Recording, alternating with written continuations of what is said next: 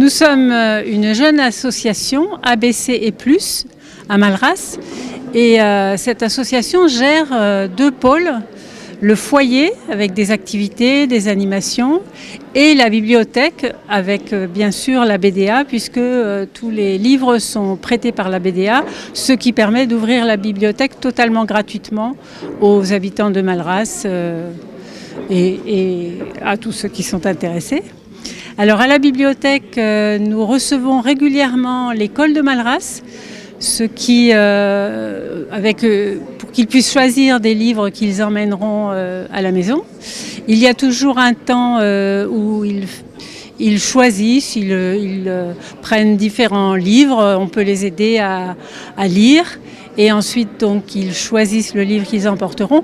Et pour terminer, il y a le temps de l'histoire, où là, je leur lis en général deux histoires. Et donc la bibliothèque est ouverte le mercredi après-midi de 15h30 à 18h et le samedi matin de 10h à midi et demi. Nous avons déjà organisé des rencontres lecture, on avait appelé ça d'ailleurs des livres et vous, pour connaître nos lecteurs, avoir leur avis, leur désir.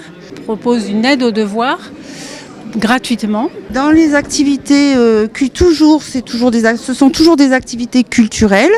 Nous avons aussi tous les mardis soirs un atelier école occitane où ce sont que des adultes qui venons travailler l'occitan, apprendre l'occitan. Et pour l'instant, nous sommes à peu près 12 personnes.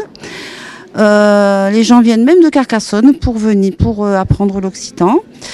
Nous avons aussi des ateliers tricot, des ateliers d'aiguille, des ateliers couture avec une vraie couturière. Nous avons des ateliers thématiques, par exemple quand c'est Noël, évidemment.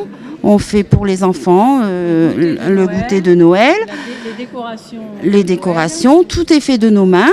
On fait aussi les chasses aux œufs pour Pâques, on fait Halloween, on fait énormément de choses, c'est très dynamique et c'est ouvert à tout le monde. En fait, c'est une salle intergénérationnelle et c'est des moments de partage, d'échange et d'écoute aussi, parce qu'on écoute les anciens, parce que les anciens sont nos livres aussi, et qui nous parlent de notre de notre beau petit village Malras, qui nous parle des anecdotes d'anciens.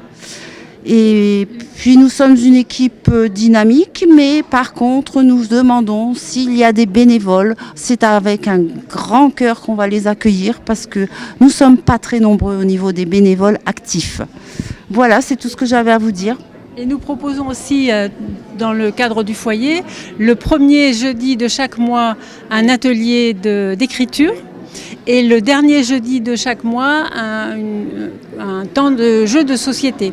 Alors, des expositions. D'ailleurs, en ce moment, il y a une exposition qui se termine sur la BD et les mangas, où c'est encore la quinzaine. La bibliothèque départementale qui finance ce qu'ils appellent le quoi de neuf, c'est-à-dire on choisit dans un catalogue des animations. Et là, nous avions choisi donc un illustrateur manga qui a fait dessiner manga on avait 13 inscrits. Hein, donc, voilà, ça donc a très bien marché. Voilà, c'est toujours très joyeux et les enfants se sont régalés. L'adhésion est de 12 €.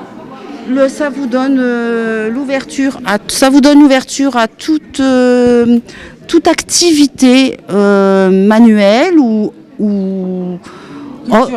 culturelle. Par contre, la bibliothèque, l'accès aux livres est gratuite.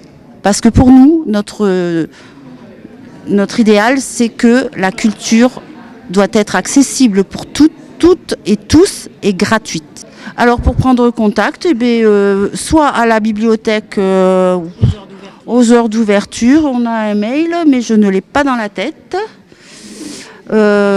Il a changé. Donc se mettre en rapport peut-être avec la mairie de Malras tout simplement, ou alors aux heures d'ouverture de notre foyer, c'est-à-dire le mercredi de 15h30 à 18h et le samedi de 10h à 12h30.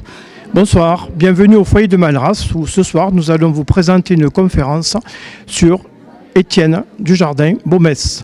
Donc c'est un Parisien de souche qui est venu épouser donc Marie Petier sur la Bezolle. Cet homme s'est engagé politiquement sous la Troisième République et a été aussi peintre, sénateur, secrétaire d'État. On l'appelait le Joconde d'art parce qu'on a volé la Joconde au Louvre pendant qu'il était en exercice. Et ensuite, il est venu définitivement s'installer à la Bezolle, où il est décédé de manière un peu subite, suite à une septicémie due à un furoncle qu'il avait un phlegmon qu'il avait dans la gorge. Donc ce soir, nous accueillons une quarantaine de personnes. C'est une bonne augure pour la prochaine conférence qui aura lieu le 29 mai sur la déprise agricole dans la Haute-Vallée de l'Aude, avec Nicolas Bergès qui nous présentera son film sur Formica. Merci.